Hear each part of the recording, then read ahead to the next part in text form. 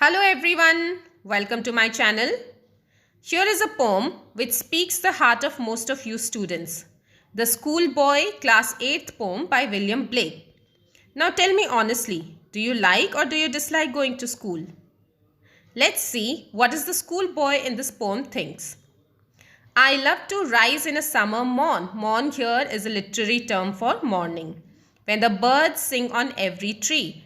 The schoolboy says that he loves to get up early in the summer morning when birds sing on every tree.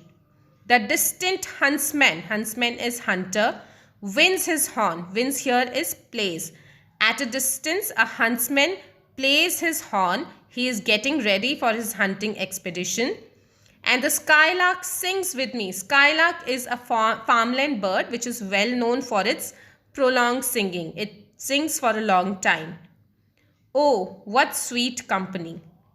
The schoolboy loves to get up early in the summer morning to hear and see birds singing on every tree. At a distance, a huntsman is getting ready for hunting.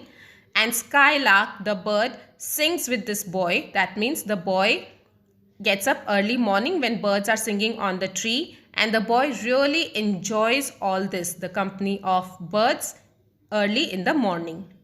Before proceeding to next stanza, let's see the poetic devices in this stanza. First of all, we will see rhyming scheme. For that, we have to see the last word of each line. So we have morn, and second word is tree. Now tree doesn't rhyme with morn, so for morn we will give A and tree B. Horn rhymes with morn, so we will give it A again.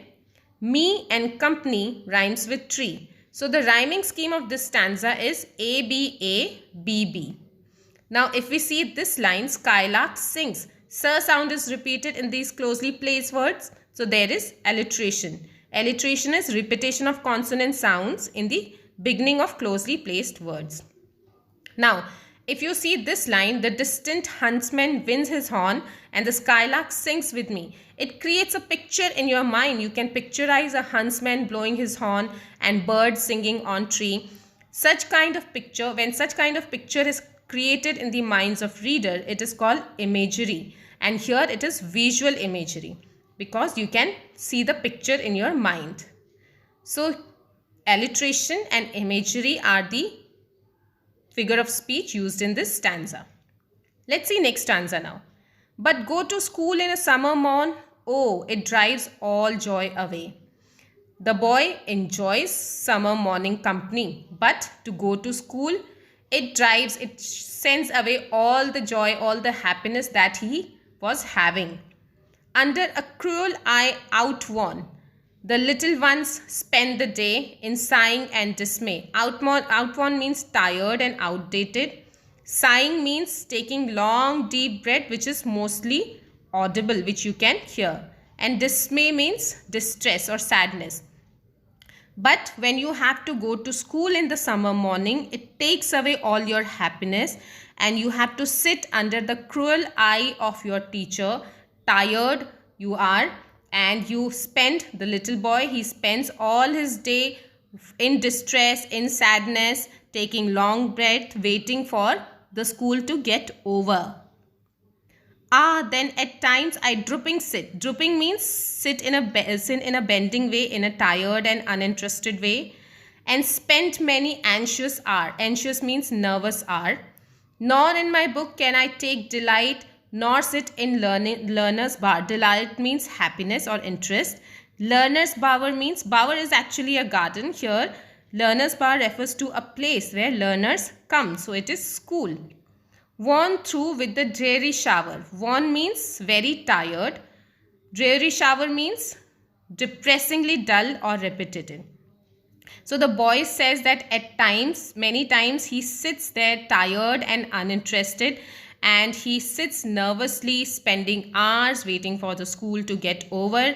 He is not at all interested in his book. He cannot take delight or happiness in his book, and he is not at all interested sitting in his school, in that garden where all the children are sitting, which is called school, for taking knowledge. But he is not at all interested sitting there, and he is really tired and he is depressive.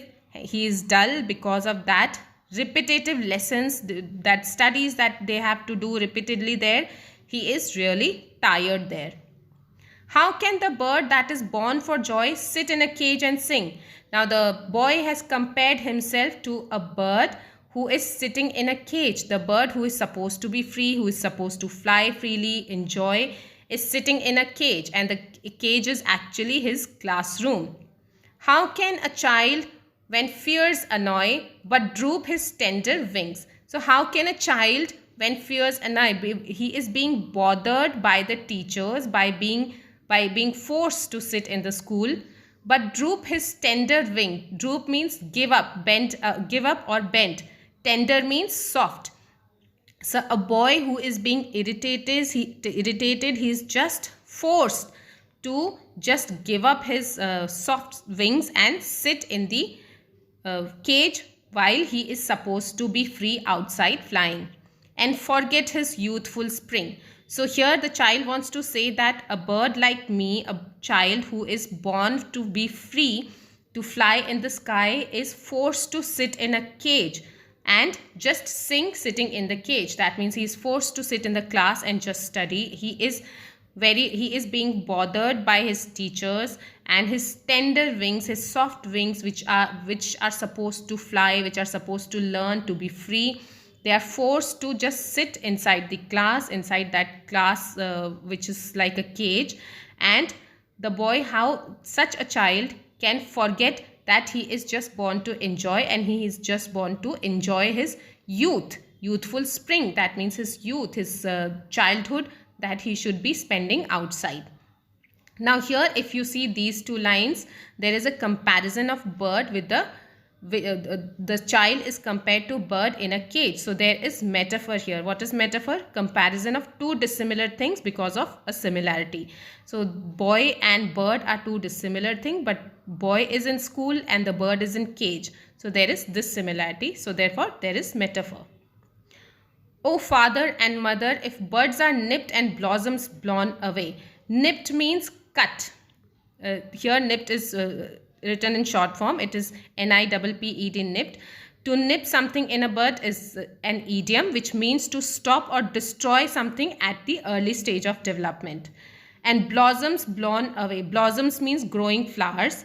And if the tender plants are stripped means robbed or taken away of their joy in the springing day. So now the boy is addressing to his parents, and he's saying that if we growing birds, if we blossoming flowers, they are just cut in their early age of their joy, how will they enjoy who are supposed to enjoy if they are just cut at a tender, at a very soft, at a very early age?